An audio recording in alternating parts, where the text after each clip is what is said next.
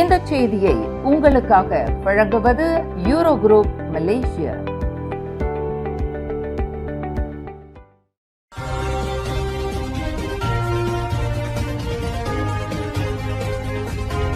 வணக்கம். திசைகளின் 5 மணி செய்திகள். தமிழக அரசியல் களத்தில் பரபரப்பு. விஜய் முதல் அமைச்சராக பதவியேற்பதில் சிக்கல். விழா திடீர் ஒத்திவைப்பு. தமிழக வெற்றிக் கழக தலைவர் விஜய் முதல் அமைச்சராக பதவியேற்பதில் ஏற்பட்டுள்ள புதிய சிக்கல்கள் காரணமாக இன்று மே 7ஆம் தேதி நடைபெறவிருந்த பதவியேற்பு விழா கால வரையறையின்றி ஒத்திவைக்கப்பட்டுள்ளது.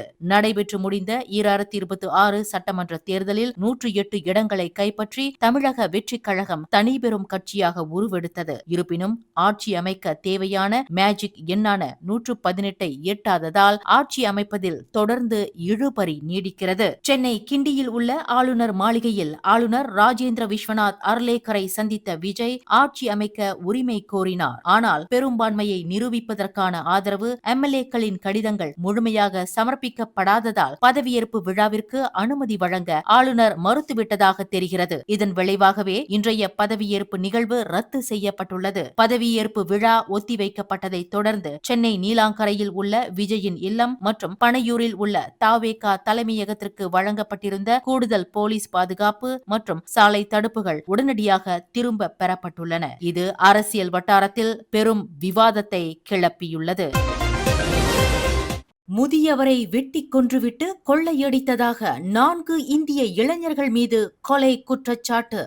கடந்த மாதம் தெலு இந்தானில் ஓர் இந்திய முதியவரை வெட்டி கொன்றுவிட்டு அவரின் வீட்டின் நகைகளை கொள்ளையடித்ததாக 4 இந்திய இளைஞர்கள் தெலு இந்தான் மஜிஸ்ட்ரேட் நீதிமன்றத்தில் இன்று குற்றம் சாட்டப்பட்டனர். பிரகாஷ் ராவ், M.A. அழகேஸ்வரன், டி. தியாகேசன் மற்றும் கே. சங்கர் என்ற 25 வயதுடைய அந்த 4 நண்பர்களும் மஜிஸ்ட்ரேட் நைடா துல் அத்திரா அஸ்மான் முன்னிலையில் நிறுத்தப்பட்டு அவர்களுக்கு எதிரான கொலை குற்றச்சாட்டு மொழிபெயர்ப்பாளர் உதவியுடன் தமிழில் வாசிக்கப்பட்டது. கடந்த ஏப்ரல் 17ஆம் தேதி காலை 6:30 மணியளவில் ஹிலிர்பெரா மாவட்டம் தெலு இந்தான் பக்கான்பாரு லோரோங் அமாஸ் L2/1 என்ற முகவரியில் உள்ள ஓர் இந்தியர் வீட்டில் நுழைந்து கொள்ளையடித்ததுடன் அந்த வீட்டின் குடும்ப தலைவரான 70 வயது N. ஜெயகோபி என்பவரை வெட்டி கொலை செய்ததாக 4 மீது குற்றம் சுமத்தப்பட்டது. குற்றவாளி என்று நிரூபிக்கப்பட்டால் சாகும் வரை தூக்கு தண்டனை அல்லது கூடியபட்சம் 40 ஆண்டு சிறை தண்டனை விதிக்க வகை செய்யும் குற்றவியல் சட்டம் 302 பிரிவின் கீழ் 4 கொலை குற்றச்சாட்டை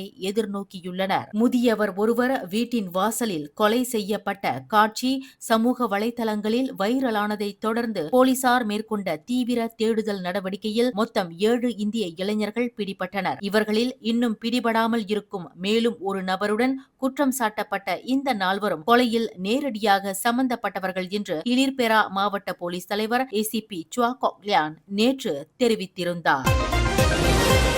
2026-2027 கல்வி ஆண்டிற்கான பொது பல்கலைக்கழகங்கள், உயர்கல்விக் கழகங்கள் மற்றும் மாறா உயர்கல்வி பிரிவின் கீழ் உள்ள திட்டங்களுக்கு விண்ணப்பித்த SPM மாணவர்களின் முடிவுகள் வரும் மே 22ஆம் தேதி வெளியாகும் என உயர்கல்வி அமைச்சு அறிவித்துள்ளது.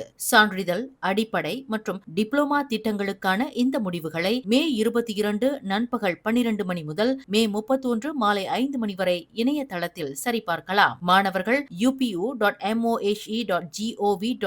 என்ற இணையதளம் மூலமாகவோ அல்லது UPU பாக்கெட் மற்றும் MyGov செயலிகள் வாயிலாகவோ தங்களின் தேர்வு முடிவுகளை தெரிந்து கொள்ளலாம்.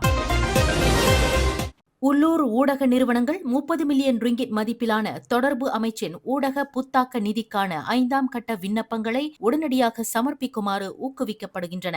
5ஆம் கட்ட விண்ணப்பங்கள் மே 1 தொடங்கி 14ஆம் தேதி வரை திறந்திருக்கும் நிலையில் ஒவ்வொரு ஊடக நிறுவனமும் அதிகபட்சமாக 3 லட்சம் ரிங்கிட் வரை விண்ணப்பிக்கலாம் என தொடர்பு துணை அமைச்சர் தியோனி சிங் தெரிவித்தார். இதுவரை மொத்தம் 20.14 மில்லியன் ரிங்கிட் அங்கீகரிக்கப்பட்டுள்ளதாகவும் 60 ஊடக நிறுவனங்கள் அதில் பயன் அடைந்திருப்பதை துணை அமைச்சர் சுட்டிக்காட்டினார். மீதமுள்ள 9.86 மில்லியன் ரிங்கிட் ஒதுக்கீடு அடுத்த கட்டங்களில் பயன்படுத்தப்படும் என்றார். ஊடகத்துறையில் பயிற்சி, தொழில்நுட்ப பயன்பாடு, உள்கட்டமைப்பு மேம்பாடு, உள்ளடக்க உருவாக்கம் மற்றும் ஆராய்ச்சி மேம்பாட்டு நடவடிக்கைகளை ஆதரிப்பதற்காக இந்த முயற்சி அறிமுகப்படுத்தப்பட்டதாக குலாய் நாடாளுமன்ற உறுப்பினருமான தியோ குறிப்பிட்டார்.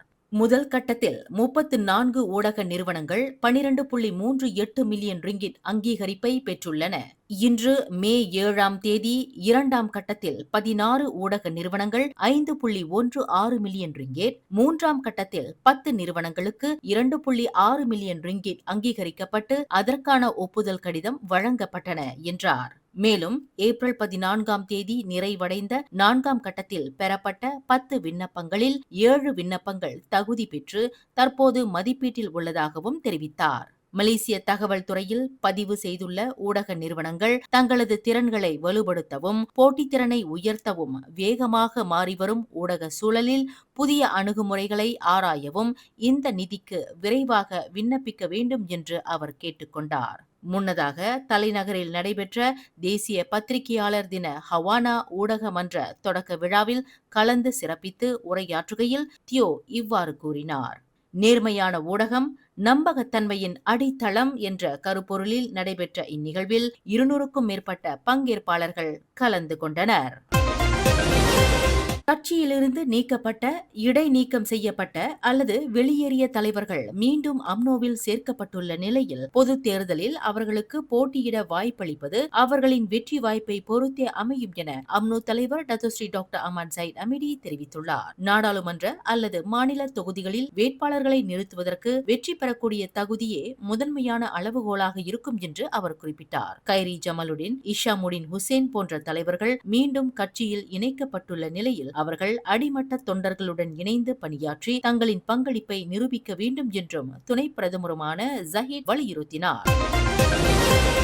திசைகள் செய்தி ஊடகத்தில் பணியாற்ற விருப்பமா? விற்பனை துறையில் சாதிக்கும் ஆர்வம் கொண்டவரா நீங்கள்? அப்படியென்றால் நாங்கள் தேடுகின்ற நபர் நீங்களாக இருக்கலாம். புதிதாக பட்டம் பெற்றவர்களும் விண்ணப்பிக்கலாம். விண்ணப்பதாரர்கள் சொந்த வாகனத்தை கொண்டிருக்க வேண்டும். மின்னஞ்சல் admin@திசைகள்news.com. தொடர்பு எண்கள் 0361811414 அல்லது 0123516515.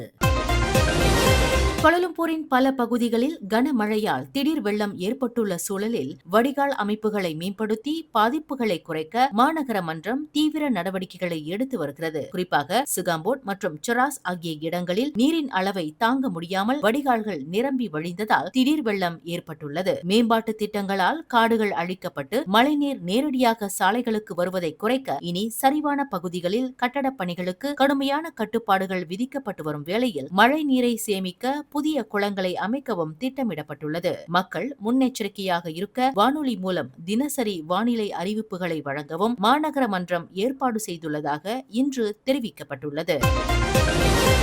அடகு கடை ஒன்றிற்குள் புகுந்து 3 மர்ம நபர்கள் ஊழியர்களை அரிவாளை காட்டி மிரட்டி கொள்ளையடிக்க முயன்றதாக சுபங்ஜயா மாவட்ட போலீஸ் தலைவர் ACP 1 அஸ்லான் 1 மாமா தெரிவித்தார். இந்த சம்பவத்தில் கடந்த திங்கட்கிழமை ஸ்லாங்கோர் பூச்சோங் பிரிமாவில் உள்ள ஒரு அடகு கடையில் நடந்துள்ளது. கருப்பு நிற உடை அணிந்து வந்த அந்த நபர்கள் அடகு கடையின் பாதுகாப்பு பெட்டக பகுதிக்குள் நுழைய முயன்றபோது அபாயமணி ஒலித்ததால் எதையும் திருடாமல் தப்பி ஓடினர். இது தொடர்பான CCTV காட்சிகள் இணையதளத்தில் பரவி வரும் வேளையில் தப்பி ஓடிய மூவரையும் தேடி வரும் சுபங்ஜயா போலீசார் தகவல் தெரிந்தவர்கள் 0378627222 என்ற எண்ணிற்கு தொடர்பு கொள்ளுமாறு கேட்டுக் கொண்டுள்ளனர்.